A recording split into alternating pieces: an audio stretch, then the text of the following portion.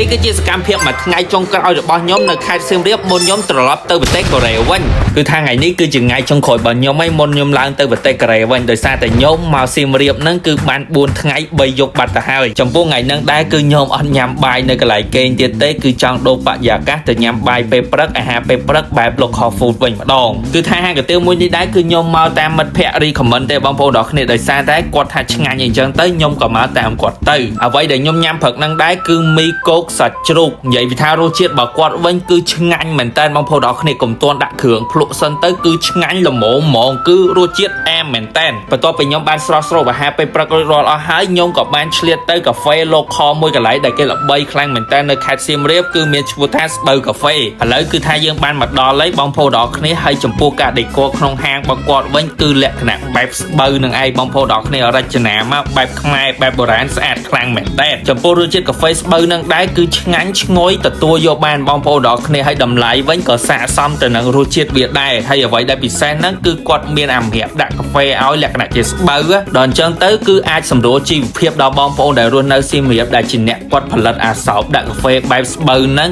គឺជួយសម្រួលដល់គាត់ខ្លាំងមែនតើញ៉ាំកាហ្វេរួចរាល់អីអស់ហើយខ្ញុំក៏ទៅញ៉ាំផ្អែមទៅរូថ្នោតម្ដងបងប្អូនទាំងគ្នាទៅកន្លែងដែលគេល្បីមួយនៅខេត្តសៀមរាបហ្នឹងដែរប៉ុន្តែអ្វីដែលគួរឲ្យអស់សំណើចហ្នឹងបងប្អូនទាំងគ្នាខ្ញុំជិះទៅហ្នឹងតាម Google Map អាផ្លូវ Google ដាក់ Map ឲ្យហ្នឹងវាពិបាកខ្លាំងមែនតើបងប្អូនទាំងគ្នាបែបព្រៃភ្នំហ្មងឥឡូវយើងចេញដល់ថ្នោតជាតិវិញហើយបងប្អូនទាំងគ្នាហើយក៏ដល់កន្លែងញ៉ាំទៅរូថ្នោតហ្នឹងផងដែរនិយាយពីថារសជាតិវិញគឺឆ្ងាញ់បងប្អូនទាំងគ្នាអត់ផ្អែមខ្លាំងទេគឺល្មមអាចញ៉ាំបានហើយអាទឹកសូសវាហ្នឹងដាក់ទៅជាតិខ្លាំងមែនតើញ៉ាំផ្អែមហើយខ្ញុំក៏ជិះទៅប្រាសាទអង្គរធំប្រាសាទបាយ័នយើងហ្នឹងហើយតាមដងផ្លូវដែលយើងជិះកាត់វិញគឺមានសម្រស់ស្រស់ស្អាតខ្លាំងមែនតើបងប្អូនទាំងគ្នាវាទៅតែភ្លៀងហើយអ្វីដែលខ្ញុំកាន់តែភ្ញាក់ផ្អើលហ្នឹងគឺយើងជិះសុកដល់ថ្លោងទ្វារប្រាសាទបាយ័នបងប្អូនទាំងគ្នាគឺស្រស់ស្អាតខ្លាំងមែនតើមកបែកទៀតនៃថ្លោងទ្វារប្រាសាទបាយ័នហ្នឹងហើយក៏ជិះម៉ូតូថតរូបលេងអីចឹងទៅព្រោះវាជាការចៃដន្យមួយហើយបូករួមនឹងអាកាសធាត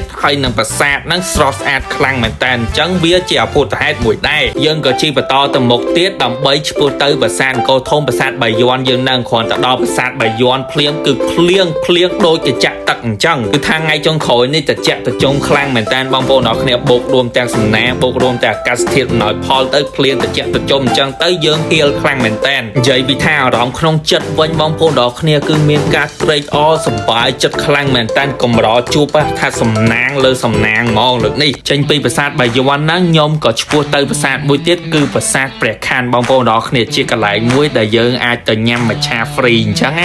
គឺថាឥឡូវខ្ញុំបានដើរមកដល់បឹងនៃប្រាសាទដៀកពាន់ហ្នឹងហើយគឺបឹងមច្ឆាដែលបងប្អូនទាំងគ្នាតែងទៅហៅហ្នឹងហើយខ្ញុំអត់សូវជឿហ្មងទេបងប្អូនទាំងគ្នាអ្វីដែលគេតែងទៅថា Van Light Hurt មច្ឆាហៀលហ្នឹងដល់ខ្ញុំលូកដៃភ្លុកផ្ទាល់ទៅបានដឹងថាហៀលមែនតើអញ្ចឹងបងប្អូនទាំងគ្នាកំពុងពិបាកចិត្តអីអត់ដឹងទៅណាមកសៀមរាបមកបឹងមច្ឆានៃប្រាសាទព្រះខ័នមកភ្លុកទៅគឺហៀលខ្លាំងមែនតើចេញពីប្រាសាទព្រះខ័នមកគឺយើងអត់អាចបំភ្លេចបាយថ្ងៃរបស់យើងបានទេតែភ្លេចគឺសន្លប់តោងតែម្ដងហើយបាយថ្ងៃដែលខ្ញុំញ៉ាំនឹងដែរគឺខ្ញុំទៅញ៉ាំមាន់ស្រែបងប្អូនទាំងគ្នាហាងគាត់ហ្នឹងគឺដូចជាហាងមាន់ស្រែសៀមរាបអញ្ចឹងឯងបើតាមខ្ញុំចាំណានិយាយពីថាមាន់ដុតគាត់វិញបងប្អូនទាំងគ្នាគឺឈ្ងុយបូកជាមួយអាឆាតកួនហ្នឹងទៀតគឺជាតិខ្លាំងហ្មងបងប្អូនទាំងគ្នាបើខ្ញុំសម័យបងប្អូនទាំងគ្នាគឺខ្ញុំទៅសៀមរាបម្ដងទៀតគឺខ្ញុំនៅតែញ៉ាំនៅនឹងម្ដងទៀតបងប្អូនទាំងគ្នានិយាយថាទឹកជ្រលក់ទឹកច្រឡុចរបស់គាត់វិញគឺ Oh my god គឺ the best ហ្មងចេញពីកន្លែងញ៉ាំអីហ្នឹងហើយខ្ញុំក៏ទៅកន្លែងស្នាក់នៅខ្ញុំវិញដើម្បីដូរកៅអៅហើយក៏យកម៉ូតូចាក់សាំងហើយទៅយកទៅសងនៅកន្លែងគេវិញហើយខ្ញុំក៏ចង់សោតអៅទៅហាងភៀវមេងម៉ូតូជួលដែរបងប្អូនទាំងគ្នាគឺសេវាកម្មគាត់ល្អខ្លាំងមែនតើហើយហាងគាត់វិញមានម៉ូតូគ្រប់ម៉ាកគ្រប់ម៉ូដជាមួយនឹងមួកគ្រប់ប្រភេទហើយខ្ញុំជួលគាត់ហ្នឹង4ថ្ងៃពេញហ្មងបងប្អូនទាំងគ្នាការតែជួល4ថ្ងៃពេញហ្នឹងគឺអត់មានខូចខាតអីបន្តិចទេម៉ូតូគាត់ថ្មីស្រួលជិះខ្លាំងមែនតើអញ្ចឹងបើបងប្អូនមកខេត្តសៀមរាបហើយចង់ជួលម៉ូតូដូចខ្ញុំក៏ផ្លេចជួលនៅហាងគាត់គឺភៀវមេងម៉ូតូជួលបន្ទាប់ពីយកម៉ូតូជួលឲ្យគាត់វិញហើយខ្ញុំក៏បានធ្វើដំណើរចេញពីខេត្តសៀមរាបទាំងយប់តែម្ដងទៅខេត្តរតនគិរីដើម្បីទៅដើរលេងនៅបឹងយ៉ាឡោមចំនួន2ថ្ងៃអញ្ចឹងអ្នករតនគិរីកុំភ្លេចចាំទទួលខ្ញុំផងឥឡូវវីដេអូបានមកដល់ទីបញ្ចប់ហើយបើសិនចូលចិត្តកុំភ្លេចចុច follow ហើយ share ខ្ញុំម្នាក់មួយផងពីខ្ញុំស្ប៉ៃវ៉ុនឬស្វកបាយ